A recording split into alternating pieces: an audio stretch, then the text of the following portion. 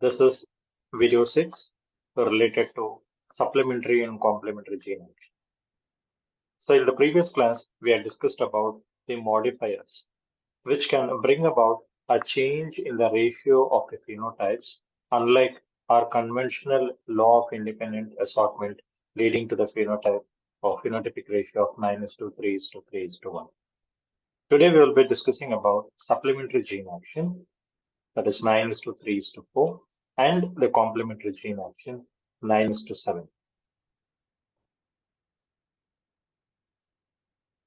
So supplementary gene action, this phenotypic ratio of 9:3:4 is with respect to a Punnett square, where if there are 16 progenies, the ratio of this 9:3:4 is of three different phenotypes.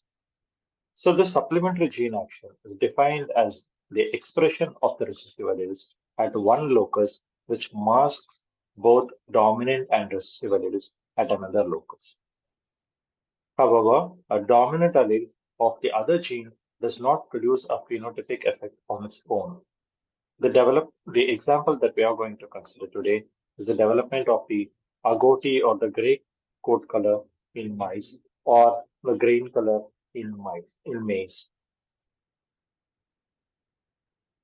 So here you could see that the green color in the maize could be either purple or the red or the white in the ratio of 9 purple, 3 red and 4 white. So this occurs because purple, the presence of two dominant genes, either R and P, and the red occurs if there is one dominant gene in place of R, and white phenotype occurs when only homozygous recessive condition of R is present. So here we see that these are the parent gametes with capital R, and capital P, which yields the proper pure line purple grains in maize, and the recessive alleles, homozygous recessive alleles of white produces a gamete of R and P. When they are self-fertilized in the F1 generation, that is in the first generation, it produces two different types of gametes, capital R, capital P, capital R, small p, and this yields the gametes of small r and capital P, and this yields a gamete of small r and small p. So when the male and the female fuse and leads to the fertilization, we get 9 purple progenies, 3 red progenies, and 4 white progenies. This is how we understand supplementary gene interaction. That is, when all 4 capital alleles are dominant, it yields purple progeny, or for the purple to get formed, at least one R and one P needs to be in the dominant form. Here you could see this is purple, all these are purple, and the conditions is at least one capital R and one capital P is required. So when does R get formed?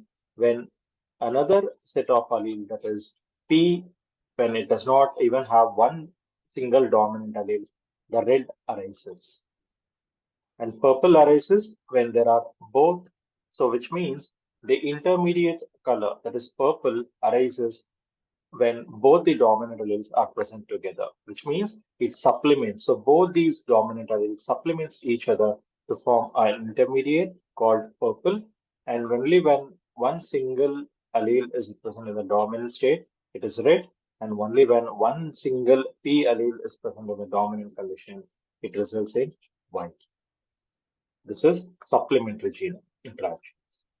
The next is complementary gene interaction, that is 9:7. So earlier it was 9:3:4, where three different phenotypes were formed.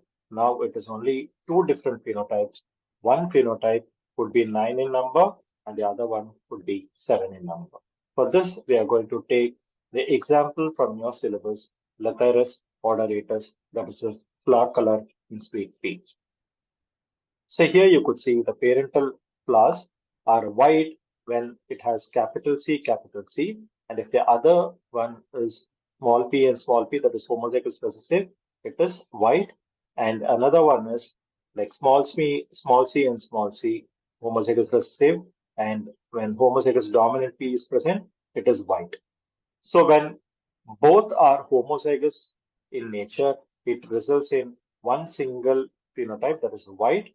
But when both complements each other, that is one capital C and one capital P is present, it will lead to the formation of a different phenotype that is purple. So here you could see when both gets crossed, capital C, capital P, similarly all four gametes gets crossed. Here you could see whenever there are two different types of dominant alleles present, it leads to purple, and only when one single trait is present in the dominant allele, it leads to white. So this is how we see that when both tend to like complement each other, when both express at the same time, they lead to formation of a purple color.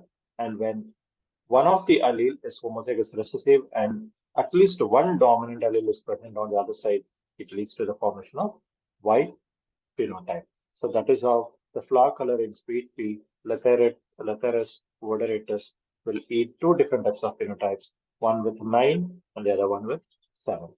So this is what we have in today's video session 6 with respect to supplementary gene interaction producing 9 is to 3 is to 4 and complementary gene interaction producing 9 is to 7. Thank you, students.